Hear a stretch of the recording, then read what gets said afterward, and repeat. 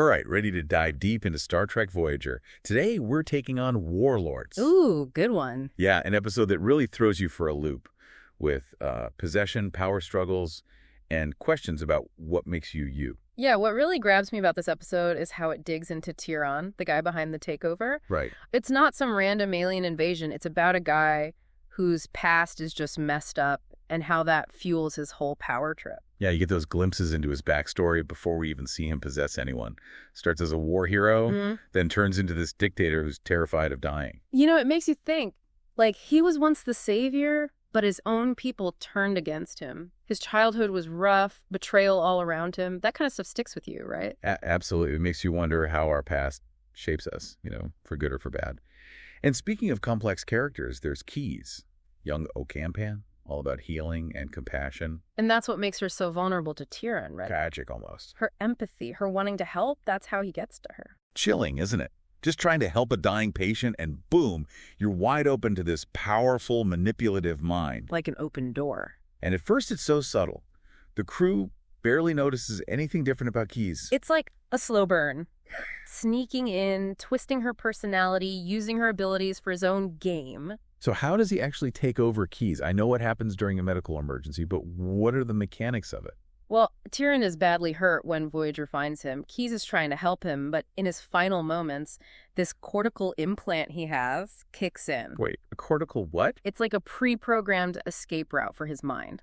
This thing transmits his neural pattern, his essence, right into Keyes. Hold on, beaming someone up is one thing, but transferring consciousness, that's on another level. Totally. It shows how obsessed he was with cheating death. This implant was his life's work, the peak of his obsession. So it's like body hopping to live forever. Kind of brilliant, kind of terrifying. Makes you wonder, would you do it if you could? What would it do to us as a species?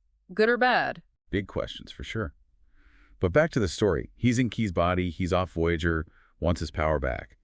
But Keyes, she's not gone, is she? No, not at all. She's still in there fighting him, trying to regain control. So he had this battle for her mind raging. He's twisting her Ocampan powers to his advantage, using them to control others. Absolutely. He manipulates that power-hungry Resh and even the ruler's son, Amaron, like puppets, using their desires against them. And Voyager, where are they in all of this? In a tough spot. They want to save Keyes, but they're in someone else's territory. Can't just start blasting phasers. Talk about a dilemma. Rescue your friend or start an interstellar incident. Yeah, and they have Demmas to deal with, the ruler's son. He's furious about Tieran's return. Makes sense. I mean, wouldn't you be? For sure. But he's key to helping Voyager understand Tieran. His knowledge of his past, the immortality obsession, it's all vital. Yeah, it highlights the power of different perspectives coming together. Sometimes you need that outside view. Absolutely. So Voyager decides to take a risk. Tuvok volunteers for a super dangerous mission to infiltrate the Imperial Hall and try to free Keyes. Using the doctor's synaptic stimulator thing, right? Talk about daring. High stakes indeed. Well, before we see how that plays out, we're going to have to leave it there for now. A cliffhanger. So we left off with Voyager ready to make a move and Tuvok trapped inside that Imperial Hall. Meanwhile, Keyes is locked in this mental battle with Tieran. And he's not doing so well, is he?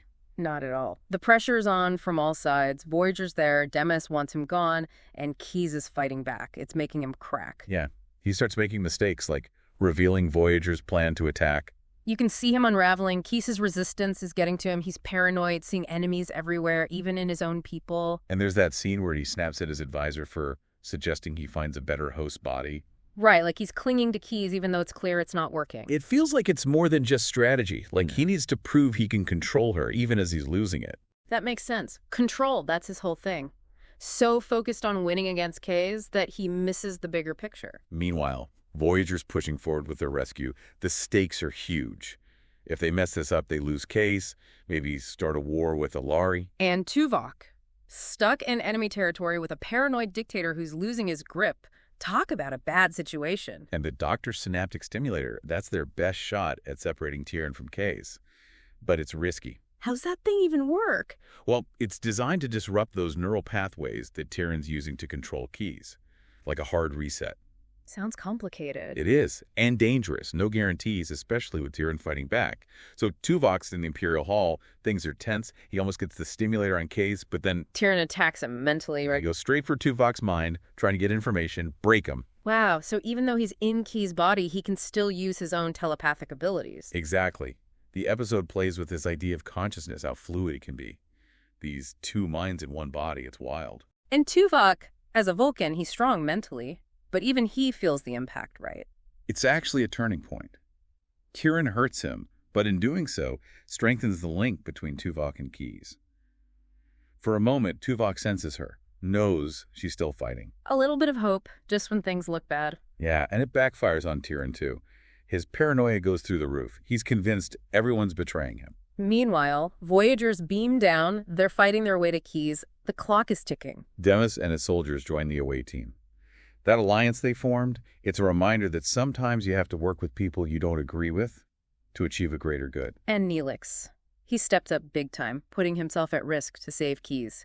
Shows how much he's grown. He really has. He's not just the comic relief anymore. He's become a valuable member of the crew. So the away team's pushing through the Imperial Hall. Keyes and Tieran are still duking it out mentally. And then things really escalate in the council chamber, right? Yeah, Demmas' fleet attacks, chaos everywhere. And in all that, Keyes turns the tables on Tieran. How does she do it? She uses his own weapon against him. Paranoia. She taunts him, plays on his insecurities, until he just breaks down. Smart, psychological warfare, hitting him where it hurts. And just when you think it's over, Tieran does something desperate. He jumps into Imran's body. No way. Even after everything, he's still willing to sacrifice anyone to survive. It's chilling. That fear of death, Yeah. It drives him to do horrible things. But we'll have to leave it there for now. What happens to Keyes? And what's the fallout from all of this? Find out in part 3. All right, we're back for the final part of our Warlord deep dive. Tieran's reign of terror is over, at least for Keyes, but what happens next? Yeah, things aren't just back to normal. The episode really digs into the emotional impact on Keyes, what she went through. Right, she's free from Tieran, but the trauma, that doesn't just disappear, does it?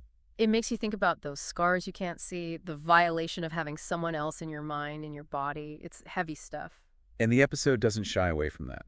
It shifts from this action-packed rescue to something more introspective, quieter. Like that scene with Kuss and Tuvok meditating. She's really struggling to piece herself back together, haunted by Tieran's memories. It's interesting that Tuvok's the one guiding her. He's all about logic, controlling emotions. Not exactly what you'd expect for dealing with trauma. But he gets it, you know? He and Kes have this bond, a shared journey of mental discipline. He knows pushing those feelings down won't help. And his advice, even if it's very Vulcan, it's powerful. He tells her she can't just go back to her old life, that this experience will change her. You are no longer the same person, he says. Kind of a tough thing to hear, but it's real. It acknowledges that trauma can change us, maybe forever, but it doesn't have to be a bad thing, right? Exactly. It can also be a chance to grow, to become stronger, like a crucible. And I think that's a key takeaway from this episode. Yeah. Trauma leaves its mark, but it doesn't define you. You can adapt, overcome, and even find strength in it. And you don't have to do it alone. Keyes has Tuvok, Neelix, the whole Voyager crew there for her. That support system is huge. Yeah, it reinforces that idea of found family, something that's always been at the heart of Star Trek. So beyond Keyes, there's also the political fallout on Ilari. Demmas takes over, which is right, but things are still shaky. Tieran's gone. But his influence, the damage he did, that lingers. It'll take time to heal those wounds, the divisions he created. And that technology he developed, that consciousness transfer, it's still out there. A reminder that defeating one tyrant doesn't mean the fight's over. There's always something else, right? Some new challenge, some new threat to freedom. And that's what makes Warlord so powerful. It's not just a space adventure. It reflects our own world, our own struggles with power and freedom. So as we wrap up this deep dive, what do you think people should take away from Warlords? For me, it's a story about resilience. Even in the darkest times, we can find the strength to fight back, to come out on the other side. Keyes shows us that. And it forces us to think about identity, how easily it can be manipulated, how we define ourselves. It's a question we all face. Really. And the ethics of technology, can't forget that. Tieran's implant is sci-fi, but it makes you think about real-world advancements, how they can be used for good or for control. So yeah, Warlords is a lot of things. A survival story, a psychological thriller, a reminder of the potential for both good and evil within us. Definitely an episode that sticks with you. Thanks for joining us on this deep dive. We hope you found it insightful and maybe even a little bit unsettling. Until next time.